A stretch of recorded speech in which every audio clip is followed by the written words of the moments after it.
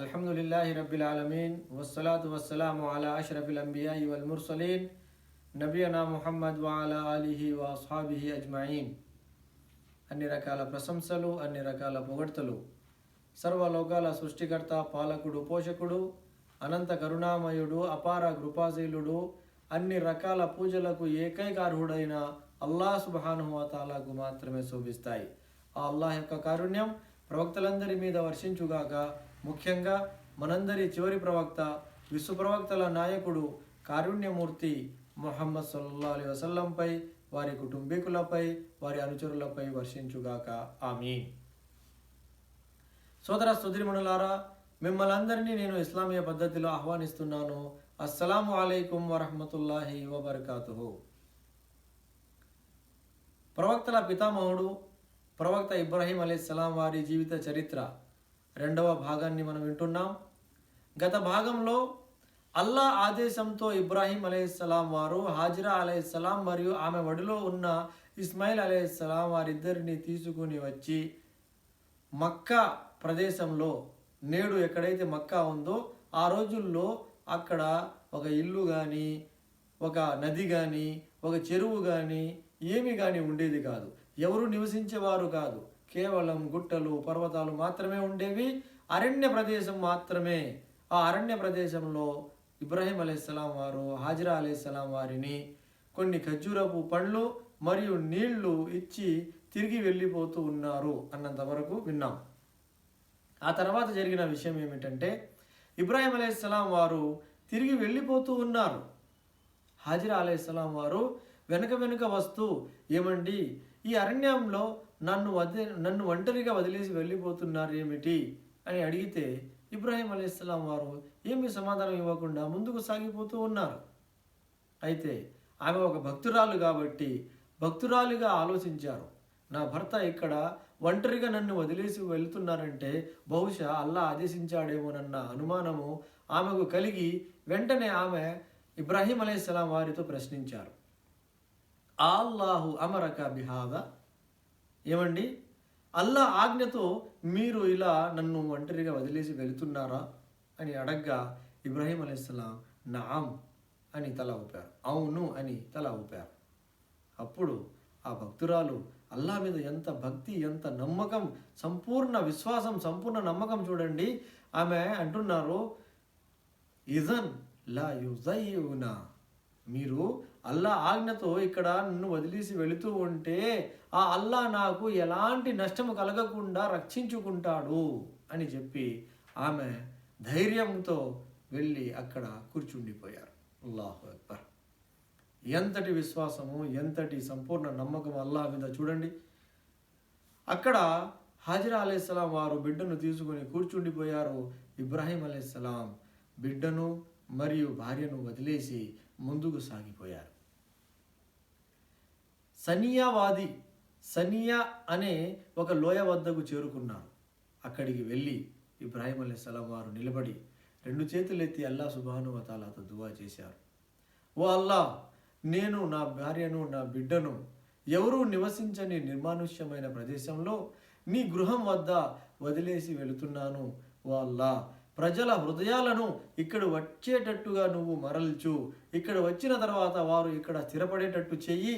ఇక్కడ స్థిరపడిన వారిని ఓ అల్లా నువ్వు అనుగ్రహాలు ప్రసాదించు, వారిపై నీ అనుగ్రహాలు వర్షింపజేయి అని ఇబ్రాహీం అలైహిస్సలాం అల్లాహతో ప్రార్థన చేసి అక్కడి నుంచి బయలుదేరిపోయారు. మిత్రులారా, ఒక్కసారి ఆలోచించండి.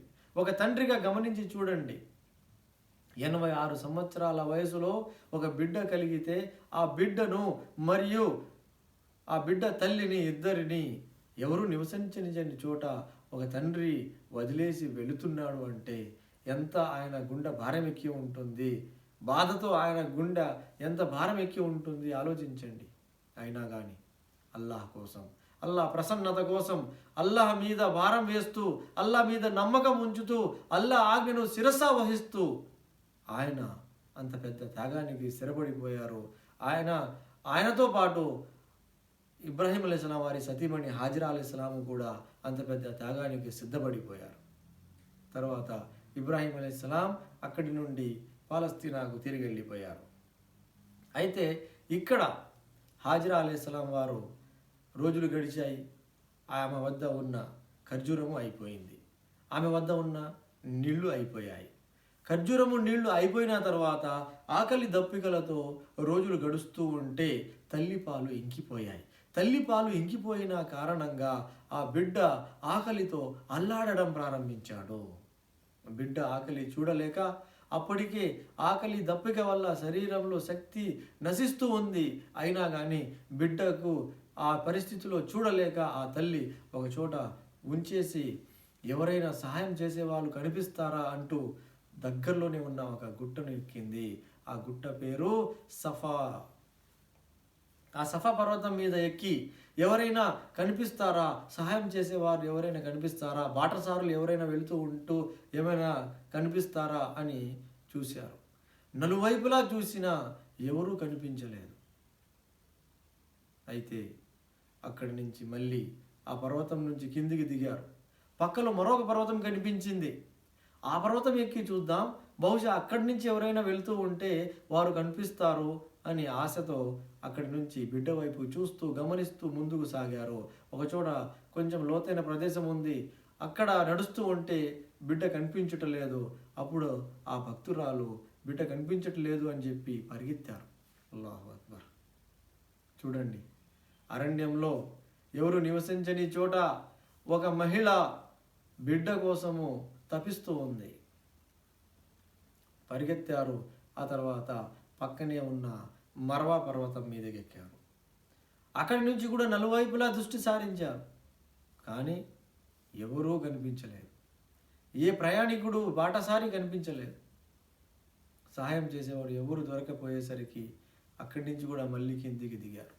మనసులో ఆశ, ఈసారి అక్కడ వెళ్ళి చూద్దాం, సఫా పర్వతం మీద ఎక్కి చూద్దాం, ఇక్కడైనా ఆ పక్క నుంచి ఎవరైనా కనిపిస్తారేమోనని మళ్ళీ మర్వా నుంచి సఫా వైపుకి పరిగెత్తారు. సఫా ఎక్కి చూశారు, ఎవరు కనిపించలేదు. మళ్ళీ చూడండి, శరీరంలో శక్తి నశిస్తూ ఉంది, బిడ్డ అల్లాడిపోతున్నాడు. బిడ్డ అరుపుల్ని, బిడ్డ ఏడుపుని తట్టుకోలేక ఆ తల్లి ఆ పర్వతం మీద నుంచి ఈ పర్వతం మీదకి, ఈ పర్వతం మీద నుంచి ఆ పర్వతం మీదకి పరిగెత్తుతూ ఉంది. 7 సార్లు సఫా నుండి మర్వాకు, మర్వా నుండి సఫాకు ఆమె పరిగెత్తారు. ఒక బిడ్డ కోసం, ఒక తల్లి ప్రేమ ఇంతగా తపిస్తూ ఉంటే అనేక తల్లుల ప్రేమ కలిగిన ఆ కరుణామయుడు అల్లాహ్ సుబ్హానహు వ తఆలా ఎంతగా కరుణించిపోయి ఉంటాడో వెంటనే దూతను పంపించేశాడు. దూత వచ్చి బిడ్డ ఏడుస్తున్న చోట రెక్కతో లేదా కాళ్ళతో కొట్టగా అక్కడ అల్లాహ్ ఆజ్ఞతో స్వచ్ఛమైన, ప్రపంచంలో మరెక్కడ లేని పుష్కలమైన విలువలు కలిగిన నీటి ఊట ఉబికింది. ఆ శబ్దం వినగానే హాజిరా అలైహిస్సలాం వారు పరిగెత్తుకుంటూ వచ్చి చూస్తే నీటి ఊట ఉబికింది. నీళ్లు నెమ్మదిగా బయటికి వస్తూ ఉన్నాయి. ఆ నీళ్లు ప్రవహించి ఇంకిపోతాయేమోనన్న ఆలోచనతో వెంటనే ఆగిపో ఆగిపో అంటూ జమ్ జమ్ జమ్ అంటూ ఆ నీళ్లను నలువైపుల నుంచి అడ్డు వేసి ఆపేశారు. తర్వాత ఆ నీటిలో నుంచి బిడ్డను తాపించారు. మరియు ఆమె కూడా స్వయంగా త్రాగి దాహం తీర్చుకున్నారు. ప్రవక్త ముహమ్మద్ సల్లల్లాహు అలైహి వసల్లం వారు తెలియజేశారు, అల్లాహ్ సుబ్హానహు వ తఆలా ఇస్మాయిల్ తల్లి మీద కరుణించుగాక, ఆ రోజు ఆమె ఒడ్డు వేయకుండా ఉంటే ఆ జంజం నీళ్లు ప్రపంచంలో ఒక నదిలాగా ప్రవహించేవి. అల్లాహు అక్బర్. ఆ నీటి యొక్క ఘనత మనం ఇన్షాల్లా వేరే ప్రసంగాలలో విందాం. అయితే ఆ నీరు అక్కడ వచ్చాయి. నీరు వచ్చిన తర్వాత అల్హమ్దులిల్లా జీవన ఆధారం దొరికింది. పక్షులు కూడా అక్కడ సంచరించడం ప్రారంభించాయి. యమన్ దేశం నుండి ఒక తెగ, జుర్హుం తెగ, ఆ తెగ వారు ఎక్కడైనా వెళ్ళి స్థిరపడిపోదామని బయలుదేరారు. వస్తూ ఆ ప్రదేశానికి చేరుకున్నారు. అక్కడ పక్షులు పైన సంచరిస్తూ ఉండటాన్ని గమనించారు. వారికి ఆశ్చర్యం కలిగింది. అదేమిటంటే, ఈ ప్రదేశంలో నీటి జాడ లేదు, ఈ ప్రదేశం నుండి మేము అనేక సార్లు ప్రయాణము చేసి ఉన్నాము, ఇక్కడ ఎప్పుడు పక్షులు సంచరించడం గమనించలేదు, ఈసారి పక్షులు సంచరిస్తున్నాయంటే ఏదో ముఖ్యమైన విషయం ఉంది ఇక్కడ అని 2 వ్యక్తుల్ని పంపించారు. ఆ 2 వ్యక్తులు వెళ్ళి చూడగా అక్కడ మాషాల్లా నీళ్లు ఉన్నాయి. ఒక మహిళ బిడ్డను తీసుకొని కూర్చొని ఉన్నారు. అది చూసి వారు వెళ్ళి ఆ నీళ్లు తాగి చూస్తే మంచి తీయని మంచి నీరు, స్వచ్ఛమైన నీరు. వారు పరిగెత్తుకుంటూ వచ్చి ఆ జాతి వారిని తెలియజేశారు. వారు నీళ్లు ఉన్నాయి అన్న విషయాన్ని తెలుసుకోగానే వారందరూ హఠావుటిన వెళ్ళి ఆ నీరు తాగి చూసి హాజిరా అలైహిస్సలాం వారితో అనుమతి తీసుకొని, ఏమమ్మా మీరు అనుమతి ఇస్తే మేము ఇక్కడే నివాసం ఏర్పరచుకుంటాము అనగా హాజిరా అలైహిస్సలాం వారు సంతోషంగా వారికి అనుమతి ఇచ్చారు. అయితే ఈ నీటి మీద మీకు అధికారం ఉండదు, మీరు ఈ నీటి మీద అధికారం చెలాయించరాదు అని ఒక్క కండిషన్ మాత్రమే పెట్టారు. తర్వాత వారందరూ కూడా అక్కడ నివాసం ఏర్పరచుకున్నారు. ఆ తర్వాత వారి బంధుమిత్రులు కూడా కబురు పంపించారు, ఇక్కడ మంచి నీటి సౌకర్యము ఉంది, ఇక్కడ నివాసం ఏర్పరచుకోవటానికి మంచి అవకాశం ఉంది అని చెప్పగా మిగతా వారి బంధువులు కూడా అక్కడికి వచ్చారు. ఆ విధంగా అక్కడ ఒక చిన్న ఊరు స్థాపించబడింది. ఇబ్రాహీం అలైహిస్సలాం వారు దువా చేశారు కదా, వాళ్ళ ప్రజల్ని ఇక్కడికి తీసుకుని రా, ఇక్కడ ఒక ఊరుని స్థాపించు అని. అల్హమ్దులిల్లా ఆయన దువా అంగీకరించబడింది.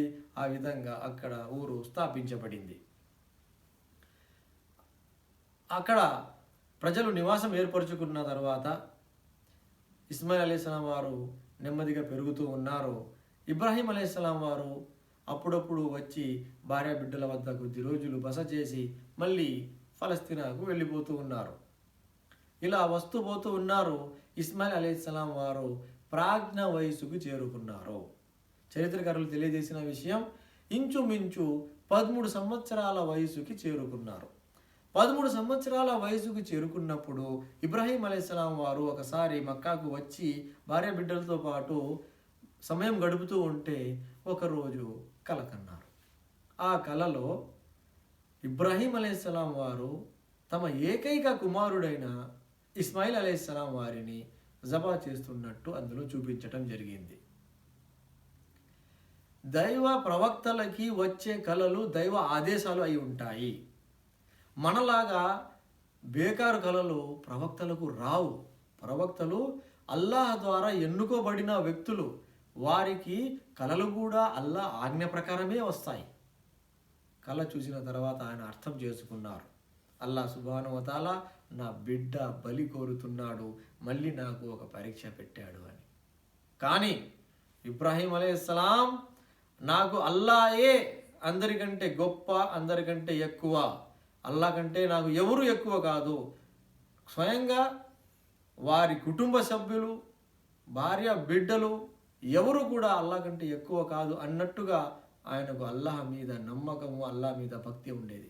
కాబట్టి వెంటనే ఆయన సిద్ధపడిపోయాడు. కాకపోతే ఆయన సిద్ధపడటంతో పాటు ఒకసారి బిడ్డతో ప్రస్తావించి చూద్దాం ఆయన ఏమంటాడు అని బిడ్డ వద్దకు వెళ్ళి బిడ్డతో కళ్ళలో చూసిన విషయాన్ని వివరించారు. ఇన్ని అరా అన్ని అస్బహుక ఫన్జుర్ మాజా తరా, బిడ్డ నేను కలలో నిన్ను జబా చేస్తున్నట్టు చూశాను, నువ్వేమంటావు అన్నారు. అల్లాహు అక్బర్. తండ్రి నోట అంత పెద్ద మాట విని ఆ బిడ్డ ఏమన్నాడో తెలుసా? ఆ బిడ్డ అన్నాడు, యా అబతి ఫల్ మా తుమర్ సతజిదుని ఇన్షాఅల్లాహు మినస్ సాబిరీన్. నాన్నగారు, మీకు ఆదేశించబడిన విషయాన్ని మీరు వెంటనే అమలుపరచండి, మీరు నన్ను సహనం పాటించే వారిలో పొందుతారు అని చెప్పాడు. అల్లాహు అక్బర్. బిడ్డ నోట ఆ మాట, ఆ సమాధానం వచ్చిందంటే ఆ తల్లి ఆ బిడ్డకు ఎలాంటి క్రమశిక్షణ నేర్పించి ఉంటే ఆ బిడ్డ ఆ విధంగా సమాధానం ఇవ్వగలిగాడు, ఆ విధంగా అతను బలి అయిపోవటానికి సిద్ధపడిపోయాడు. ఒకసారి ఆలోచించండి, గమనించండి మిత్రులారా. సరే, తండ్రి కుమారులు ఇద్దరూ కూడా అల్లాహ్ ఆదేశాన్ని పాటించడానికి సిద్ధపడిపోయారు. తర్వాత ఇబ్రాహీం అలైహిస్సలాం కత్తి చేతి పట్టుకొని బిడ్డను వెంట పెట్టుకొని బిడ్డను బలి ఇవ్వటానికి, జబా చేయటానికి బయలుదేరిపోయారు. వెళుతూ ఉంటే దారిలో శైతాను వచ్చి అడ్డుపడ్డాడు. ఏమయ్యా ఇబ్రాహీం, నీవు జీవితంలో అనేక పరీక్షలు ఎదుర్కొన్నావు, అన్ని పరీక్షల్లో అల్లాహ్ ఆజ్ఞను పాటించావు, ఈ ఒక్క విషయంలో నువ్వు అల్లాహ్ ఆజ్ఞ పాటించకపోతే ఏం పోతా ఉంది?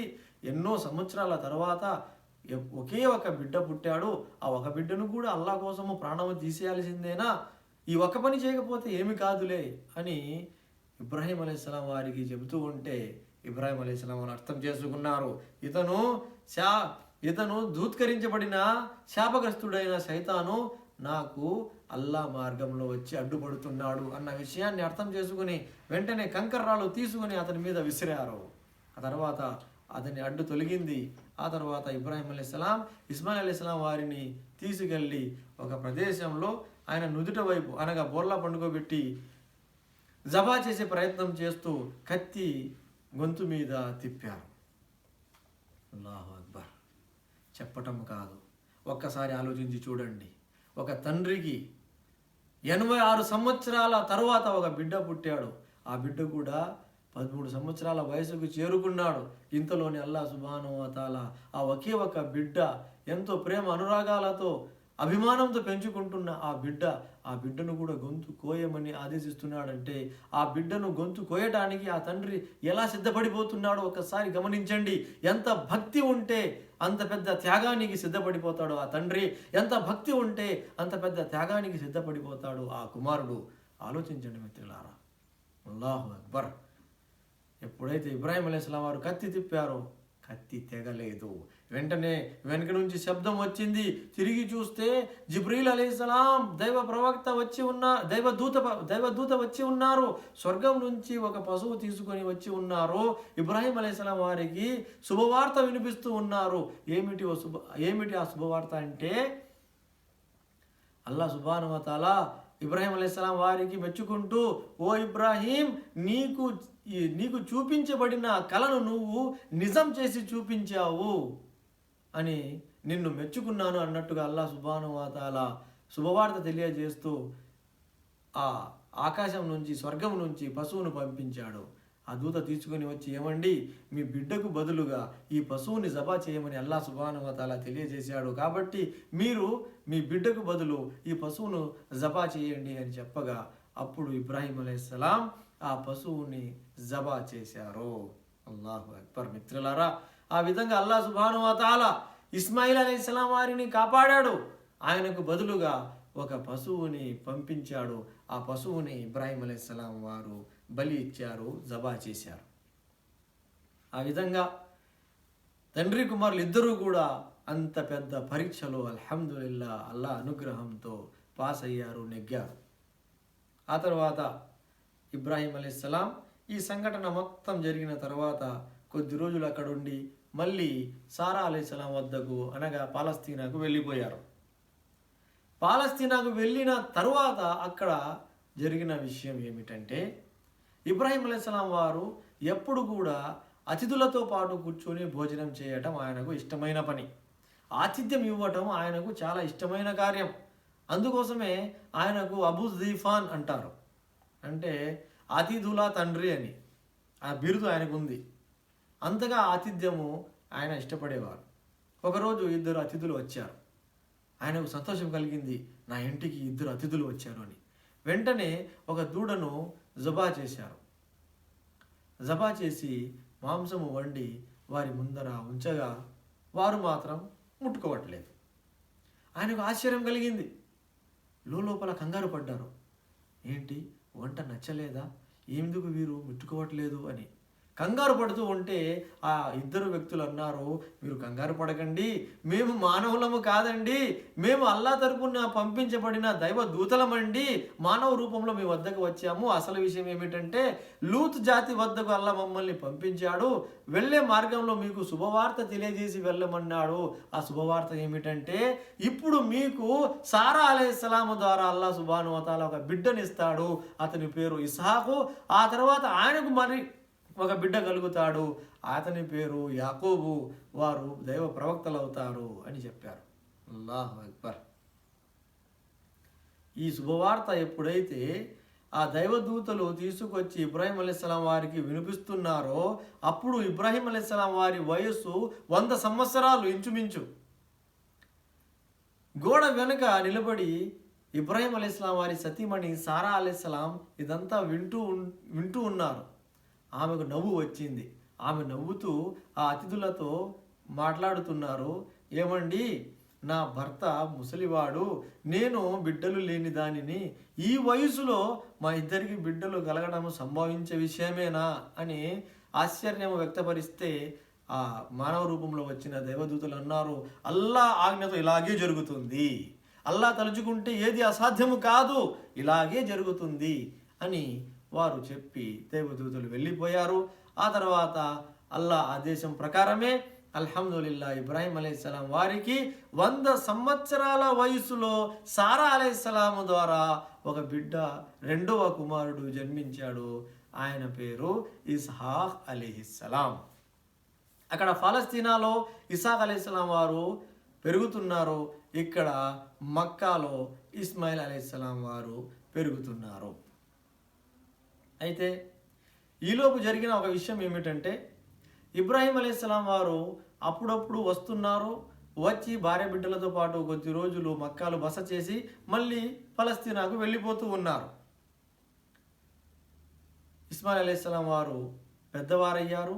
ఇస్మాయిల్ అలైహిస్సలాం వారికి మక్కాలో ఆ జుర్హం తెగ వారు వచ్చి స్థిరపడిపోయారని చెప్పాను కదండి. ఆ తెగకు సంబంధించిన ఒక మహిళతో వివాహం జరిగింది. కొద్ది రోజులకు ఇస్మాయిల్ అలైహిస్సలాం వారి తల్లి హాజిరా అలైహిస్సలాం వారు మరణించారు. ఇస్మాయిల్ అలైహిస్సలాం మరియు ఇస్మాయిల్ అలైహిస్సలాం వారి సతీమణి మక్కాలో ఉంటున్నారు. ఒకసారి ఇబ్రాహీం అలైహిస్సలాం వారు బిడ్డను కలిసి వెళ్దామని మక్కాకు వచ్చారు. అయితే అనుకోకుండా ఆ సమయంలో ఇస్మాయిల్ అలైహిస్సలాం వారు ప్రయాణంలో ఉన్నారు. వచ్చి చూస్తే కోడలు ఇంట్లో ఉన్నారు. ఇబ్రాహీం అలైహిస్సలాం వారు బిడ్డ గురించి తెలుసుకొని ఆయన రావటానికి ఇంకా సమయం పడుతుందన్న విషయాన్ని గమనించి బయలుదేరిపోతూ కోడలితో, ఏమమ్మా సంసారం ఎలా జరుగుతూ ఉంది అని ప్రశ్నిస్తే ఆవిడ అది లేదు, ఇది తక్కువ, అదెట్ట ఇదెట్ట అని చెప్పి షికాయతు చేస్తూ ఉంది. అది విని ఇబ్రాహీం అలైహిస్సలాం వారికి నచ్చలేదు. బిడ్డ ఎంత భక్తుడు, అల్లా ఆజ్ఞ కోసము తను బలి అయిపోవటానికి సిద్ధపడిపోయాడు, అంత గొప్ప భక్తుడు. అటు అల్లా సుబ్హానహు వ తఆలాతో ఇబ్రాహీం అలైహిస్సలాం వారు దువా చేసి ఉన్నారు, అల్లా ఇక్కడ ఊరుని స్థాపించు, ఈ ఊరిలో స్థిరపడిన వారికి అనుగ్రహాలు ప్రసాదించు, మరియు వారికి దైవ వాక్యాలు వినిపించడానికి, వారికి పరిశుద్ధపరచడానికి అక్కడ ఒక ప్రవక్తను పంపించు అని కూడా దువా చేసి ఉన్నారు. ఇన్ని లక్ష్యాలు ఉన్నాయి ఇబ్రాహీం అలైహిస్సలాం వారికి. అలాంటి లక్ష్యాలన్నీ నెరవేరాలంటే ఎంత భక్తురాలు కావాలి, కానీ ఈమెలో భక్తి కనిపించలేదు. కాబట్టి ఆయన వెళుతూ ఏమన్నారంటే, బిడ్డ వచ్చిన తర్వాత ఇంటి గుమ్మము మార్చేయమని చెప్పి వెళ్ళిపోయారు. ఇబ్రాహీం అలైహిస్సలాం వారు వెళ్ళిపోయిన కొద్ది రోజులకి ఇస్మాయిల్ అలైహిస్సలాం వారు ఇంటికి వస్తే భార్య, ఏమండి మీ నాన్నగారు వచ్చారు, అయితే మీరు ప్రయాణంలో ఉన్నారన్న విషయాన్ని తెలుసుకొని మళ్ళీ ఆయన వెళ్ళిపోయారండి. అరే వెళ్ళిపోయారా, సరే వెళ్తూ ఏమైనా చెప్పి వెళ్ళారా, సందేశం ఏమైనా ఇచ్చారా అంటే, అవునండి ఈ గుమ్మం ఏదో మార్చుకోమని చెప్పారండి అని చెప్పారు. అది విని ఇస్మాయిల్ అలైహిస్సలాం వారు వెంటనే విషయాన్ని అర్థం చేసుకొని ఆవిడకి విడాకులు ఇచ్చేశారు. ఆవిడకు విడాకులు ఇచ్చేసిన తర్వాత వేరే మహిళతో ఇస్మాయిల్ అలైహిస్సలాం వారు వివాహం చేసుకున్నారు. రోజులు గడిచాయి. మళ్ళీ చాలా రోజుల తర్వాత ఇబ్రాహీం అలైహిస్సలాం మరొకసారి బిడ్డను చూద్దాము, పలకరించి మాట్లాడి వెళదామని వస్తే రెండవసారి కూడా ఇస్మాయిల్ అలైహిస్సలాం వారు ప్రయాణంలో ఉన్నారు, ఇంటికాడ లేరు. ఇబ్రాహీం అలైహిస్సలాం వారు బిడ్డ ప్రయాణంలో ఉన్నాడు, రావడానికి సమయం పడుతుంది అని తెలుసుకొని వేరే కోడలు, ముందు ఉన్న కోడలు కాకుండా వేరే కోడలు ఉన్నారు, ఆమెతో ఏమమ్మా సంసారం ఎలా సాగుతూ ఉంది అంటే, ఆమె అల్హమ్దులిల్లా అల్లా దయతో అల్లా ఉన్న కాడికి అల్హమ్దులిల్లా మమ్మల్ని అల్లా సురక్షితంగా ఉంచాడు, అనుగ్రహాలలో ఉన్నాము, సంతోషంగా ఉన్నాము అని కృతజ్ఞతలు తెలియజేస్తూ అల్లాహకు స్తుతులు చెల్లించింది ఆవిడ. అప్పుడు ఇబ్రాహీం అలైహిస్సలాం, ఏమమ్మా బిడ్డ వచ్చిన తరువాత ఇంటి గుమ్మాన్ని స్థిరపరచుకోమని చెప్పమ్మా అని చెప్పి వెళ్ళిపోయారు. కొద్ది రోజులకి ఇస్మాయిల్ అలైహిస్సలాం వారు వచ్చారు. ఇప్పుడున్న భార్య, మీ నాన్నగారు వచ్చారండి అని చెప్పారు. అరే వచ్చారా అని వచ్చారు, వెళ్ళిపోయారు కూడా. సరే ఏమైనా సందేశం ఇచ్చారా? అవునండి సందేశం ఇచ్చారు. ఏమని? ఏమిటి లేదండి, ఈ గుమ్మం పటిష్టపరచుకోమన్నారండి, ఈ గుమ్మం బాగానే ఉంది కదా, ఏంది పటిష్టపరచుకోమని చెప్పారు అని అడిగారు. అప్పుడు ఇస్మాయిల్ అలైహిస్సలాం వారు అన్నారు, నాకు భార్యగా నీవే సరైన మహిళవు, నేను నీతో ఉన్న సంబంధాన్ని దృఢపరుచుకోవాలి, ఎట్టి పరిస్థితుల్లో నిన్ను కోల్పోకూడదు, వదులుకోకూడదు అన్న విషయము అందులో తెలియజేసి వెళ్ళారు ఆయన అని చెప్పారు. ఆ తర్వాత వారిద్దరూ అలాగే సంతోషంగా జీవించారు. ఇస్మాయిల్ అలైహిస్సలాం వారికి అల్లాహ్ సుబ్హానహు వ తఆలా ఆ మహిళ ద్వారా 12 మంది కుమారుల్ని ప్రసాదించాడు. అల్లాహు అక్బర్. సరే, ఇస్మాయిల్ అలైహిస్సలాం వారికి 12 మంది కుమారులు. 2 సార్లు ఇబ్రాహీం అలైహిస్సలాం వారు వచ్చారు. 2 సార్లు కూడా బిడ్డ ఇంటికాడ దొరకలేదు. 3వసారి వచ్చారు. 3వసారి వస్తే ఇస్మాయిల్ అలైహిస్సలాం వారు జంజం నీటి బావి పక్కన ఒక చిన్న చెట్టు ఉంటే అక్కడ కూర్చొని ఏదో బాణాలకు పూత పోస్తూ ఉన్నారు. చాలా రోజుల తర్వాత బిడ్డకు చూడగానే ఇబ్రాహీం అలైహిస్సలాం వారు తొందరగా పోయి గుండెలతో హత్తుకొని కన్నీరు కార్చారు. ఇస్మాయిల్ అలైహిస్సలాం వారు కూడా చాలా రోజుల తర్వాత తండ్రిని చూసి ఆయనను కలిసి ఆయన కూడా కన్నీరు కార్చారు. ఆ తర్వాత వారిద్దరూ అక్కడ మాట్లాడుకున్నారు. అయితే అప్పుడు అల్లాహ్ సుబ్హానహు వ తఆలా మళ్ళీ ఒక ఆదేశం ఇబ్రాహీం అలైహిస్సలాం వారికి ఇచ్చాడు. ఏమిటి ఆదేశం అంటే, మీరిద్దరూ కలిసి ఇక్కడ ఒక పుణ్యక్షేత్రాన్ని నిర్మించండి. ఎప్పుడైతే ఆ ఆదేశం ఇవ్వబడిందో వెంటనే తండ్రి కుమారులు ఇద్దరూ కలిసి అక్కడ పుణ్యక్షేత్రం నిర్మించాలని నిర్ణయించుకున్నారు. ఎక్కడ నిర్మించాలనేది కూడా అల్లాహ్ సుబ్హానహు వ తఆలా నిర్ధారించాడు. ఫలానా చోట వెళ్ళి మీరు తవ్వితే అక్కడ కొన్ని ఆనవాళ్లు కనిపిస్తాయి, ఆ ఆనవాళ్లను బట్టి మీరు అక్కడ పుణ్యక్షేత్రం నిర్మించాలి అని అల్లాహ్ నిర్ధారించగా వారిద్దరూ వెళ్ళి ఆ స్థలాన్ని వెతికి అక్కడ తవ్వి ఆనవాళ్లు కనిపించినప్పుడు అక్కడ పుణ్యక్షేత్రము కాబతుల్లా నిర్మించడం ప్రారంభించారు. ఇబ్రాహీం అలైహిస్సలాం వారు నిలబడి గోడలు కడుతూ ఉన్నారు. ఇస్మాయిల్ అలైహిస్సలాం వారు వెళ్ళి రాళ్ళు మట్టి మోసుకొని వస్తూ ఉన్నారు. గోడలు కొద్ది పైకి ఎక్కాయి. కొద్ది ఎత్తు వరకు గోడలు నిర్మించబడ్డాయి. ఒక మూలలో ఒక మంచి రాయి ఉంచితే బాగుంటుంది అని ఇబ్రాహీం అలైహిస్సలాం వారికి అనిపించింది.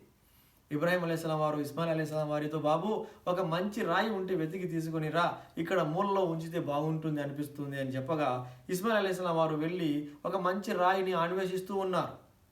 అయితే ఇస్మాయిల్ అలైహిస్సలాం వారు రాయి ఎన్నుకొని వచ్చేసరికి ఇబ్రాహీం అలైహిస్సలాం వారు ఆల్రెడీ అక్కడ ఒక రాయి పటిష్ఠించి ఉన్నారు. ఆ రాయి చాలా తెల్లగా అందంగా దగదగ మెరుస్తూ ఉంది. ఇస్మాయిల్ అలైహిస్సలాం వారు ఇబ్రాహీం అలైహిస్సలాం వారితో, నాన్నగారు చాలా మంచి రాయి, అందమైన రాయి ఎక్కడ దొరికిందండి అంటే అప్పుడు ఇబ్రాహీం అలైహిస్సలాం వారు అన్నారు, ఇప్పుడే దైవదూత స్వర్గం నుంచి ఈ రాయి తీసుకొని వచ్చి ఇచ్చి వెళ్ళారు, ఇది స్వర్గం నుంచి వచ్చిన రాయి అని చెప్పారు. ఆ రాయి పేరే హజర్ అస్వద్. ఈ హజర్ అస్వద్ స్వర్గం నుంచి వచ్చిన రాయి అని ప్రవక్త ముహమ్మద్ సల్లల్లాహు అలైహి వసల్లం వారు కూడా తెలియజేసి ఉన్నారు. నజల అల్ హజ్రుల్ అస్వదు మినల్ జన్నా.